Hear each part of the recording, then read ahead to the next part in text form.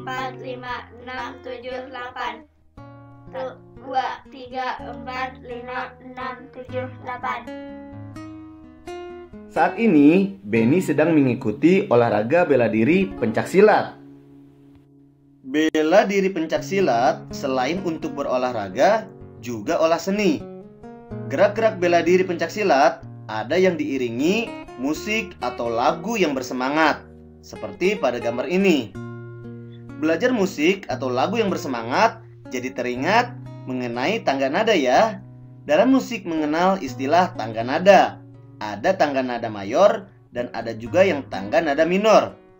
Ciri-ciri lagu bertangga nada mayor dan minor dinyanyikan dengan bersemangat, seperti iringan lagu untuk pencaksilat. Harus bersemangat ya.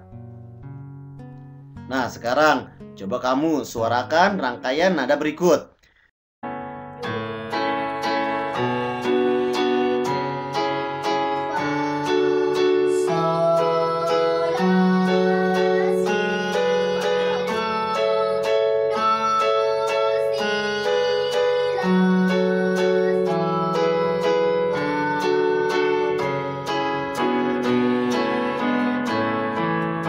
Nah, barusan kalian sudah menyuarakan tangga nada. Sekarang kalian jawab pertanyaan berikut ini. Apakah yang dimaksud tangga nada? Apa tangga nada mayor itu? Apa tangga nada minor itu? Kamu dapat bertanya kepada orang yang dianggap tahu. Kamu dapat mencari informasi dari buku, internet, dan media lainnya.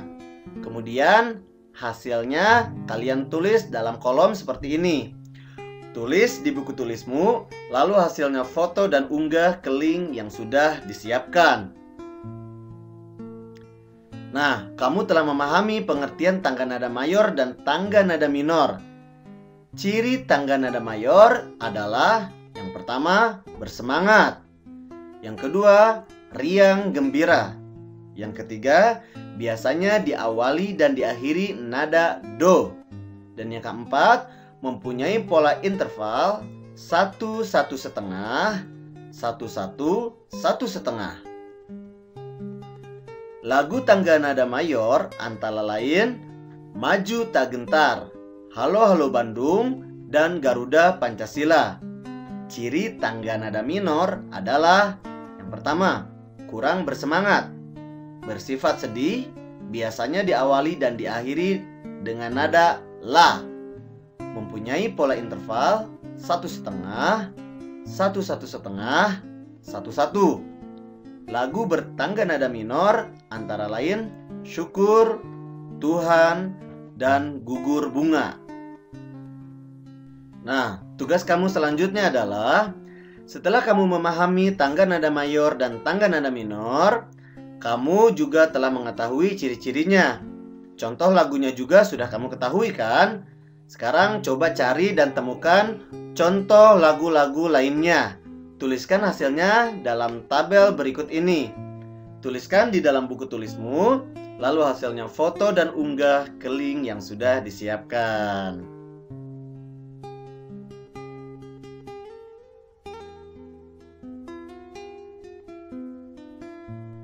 Dalam latihan bela diri, selain dengan aba-aba, gerakannya juga diiringi dengan musik yang semangat. Nah, tiba-tiba tanda bel istirahat berbunyi. Benny merasa gembira hari ini. Rasa gembiranya diungkapkan melalui sebuah pantun. Pantun yang dibuat Benny adalah sebagai berikut.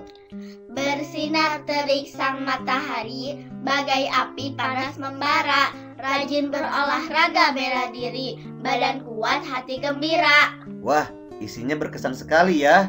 Rajin berolahraga bela diri, badan kuat hati gembira. Masih ingatkah kamu pantun yang dibuat Siti? Kamu tentunya masih ingat kan? Pantun adalah bentuk puisi Indonesia Melayu. Berikut adalah ciri-cirinya. Ciri-ciri pantun yang pertama yaitu bersajak AB. Ciri yang kedua, satu bait terdiri atas 4 baris. Dan yang ketiga, tiap baris terdiri atas 8 sampai 12 suku kata. Pantun terdiri atas 2 bagian, yaitu bagian yang pertama adalah sampiran. Sampiran merupakan kata-kata dalam 2 baris pertama atau baris ke-1 dan kedua di setiap bait. Yang kedua ada isi. Isi merupakan kata-kata dalam 2 baris terakhir atau baris ketiga dan keempat di setiap bait. Untuk menguji daya ingat kamu, coba lakukan kegiatan berikut. Menuliskan bagian-bagian pada pantun. Mana bagian yang sampiran dan mana bagian yang isi. Mari kita baca kembali pantun di atas. Bersinar terik sang matahari, bagai api panas membara. Nah, itu yang disebut dengan sampiran. Tuliskan pada kolom berikut ini. Sekarang kita baca bagian yang berikutnya. Rajin berolahraga bela diri, badan kuat hati gembira. Nah, itu merupakan bagian isi pantun. Paham kan? Pantun dapat digolongkan menjadi 3 sesuai siklus kehidupan atau usia manusia. Ada pantun kanak-kanak, pantun muda, dan pantun tua. Pantun kanak-kanak berisi tentang sukacita. Pantun muda berisi tentang perkembangan. Dan pantun tua berisi tentang nasihat. Berikut contoh ketiga pantun tersebut. Yang pertama, ada contoh pantun kanak-kanak. Terbang rendah burung kutilang, hinggap di dahan sambil menoleh. Hatiku senang tidak kepalang, ayah pulang membawa oleh-oleh. Yang kedua, ada contoh pantun muda. Hujan turun rintik-rintik, ada gubuk di tepi sawah. Wahai Dinda berwajah cantik, bolehkah Kanda main ke rumah? Kemudian ada contoh ketiga yaitu contoh pantun tua. Enak benar tinggal di batu jajar, segar udaranya, indah dan permai. Anak sekolah rajinlah belajar, agar cita-citanya kelak tercapai. Nah, sekarang mari kita berkreasi. Kamu telah memahami beberapa contoh pantun berdasarkan siklus kehidupan atau usia manusia, mulai dari pantun kanak-kanak, pantun muda, sampai pantun tua. Coba buatlah pantun berdasarkan siklus kehidupan atau usia karya sendiri. Tidak nyontek ya. Kemudian buatlah rekaman videonya dengan membacakan hasil karyamu dengan lafal, intonasi, dan ekspresi yang tepat. Sebelum direkam, tulis dulu pantun yang kamu buat. Pantun kanak-kanak, pantun muda, dan pantun tua hasil karya kamu sendiri. Kemudian, tuliskan bagian-bagiannya setiap pantun tersebut. Mana yang sampiran dan mana yang isi. Buat dengan suara yang jelas ya. Tugas kamu selanjutnya masih berkaitan dengan pantun. Tapi kali ini isinya menggambarkan kondisi tubuh yang sehat.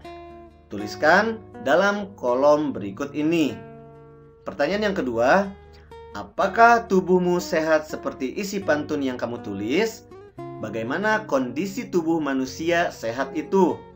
Tulis jawabanmu di buku tulis, lalu hasilnya foto dan unggah ke link yang sudah disiapkan. Perlu kamu ketahui, kondisi tubuh manusia sehat adalah diantaranya peredaran darahnya lancar.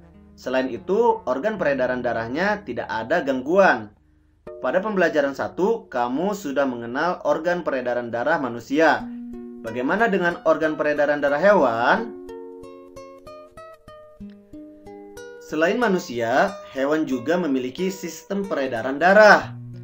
Darah yang mengalir akan mengangkut nutrisi ke seluruh organ tubuh. Darah juga mengangkut sisa metabolisme dari berbagai jaringan dalam tubuh. Pada prinsipnya, sistem peredaran darah hewan, terutama hewan vertebrata, sama seperti manusia. Contoh hewan vertebrata adalah ikan, katak, reptilian, dan burung. Sistem peredaran darah hewan termasuk alat-alat peredaran darahnya seperti jantung dan pembuluh darah. Perhatikan gambar berikut ini. Ada bagian-bagian jantung pada burung. Di antaranya ada ventricle, ada septum, dan juga atrium. Ini adalah bagian-bagian jantungnya ya. Pada sistem peredaran darah burung terdiri dari kapiler paru-paru, ada ventricle, ada arteri, ada kapiler pembuluh, ada peredaran sistemik, dan peredaran pulmonari. Ini adalah bagian peredaran darahnya ya. Nah, tugas kamu yang terakhir adalah coba cari tahu tentang peredaran darah pada burung. Bertanyalah kepada orang tuamu.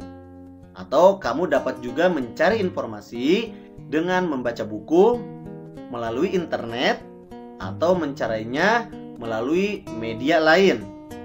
Tuliskan hasilnya tentang proses peredaran darah pada burung. Tuliskan juga mengenai fungsi setiap organ peredaran darah pada burung. Tuliskan hasilnya pada tabel berikut ini di buku tulismu, kemudian hasilnya foto dan unggah ke link yang sudah disiapkan. Nah, untuk menambah pengetahuan dan wawasan kamu tentang materi hari ini, mari kita bersama-sama membaca teks informasi berikut ini. Secara umum, sistem peredaran darah pada hewan dibagi dua bagian. Ada peredaran darah terbuka dan tertutup. Pada sistem peredaran darah terbuka, tekanan darah yang dihasilkan dari kontraksi jantung cukup rendah. Oleh karena itu, sari makanan yang terdorong akan mengalir lebih lambat. Contoh sistem peredaran darah terbuka terdapat pada cacing dan serangga seperti belalang. Sistem peredaran darah tertutup, jantung akan memompa darah secara terus-menerus, sehingga tekanan yang didapatkan tetap stabil. Hal ini akan mendorong darah keluar dengan lebih kuat dari pembuluh darah dan memasuki organ jantung dengan kecepatan yang baik. Dalam sistem peredaran darah tertutup, darah akan mengalir mulai dari jantung menuju ke wilayah pembuluh kapiler dan kembali lagi ke organ jantung hewan. Sistem peredaran darah tertutup memiliki sejumlah kelebihan dibandingkan sistem peredaran darah terbuka. Kelebihan sistem peredaran darah terbuka antara lain, darah mengalir lebih stabil, sehingga tekanan dalam pembuluh darah hewan juga ikut stabil.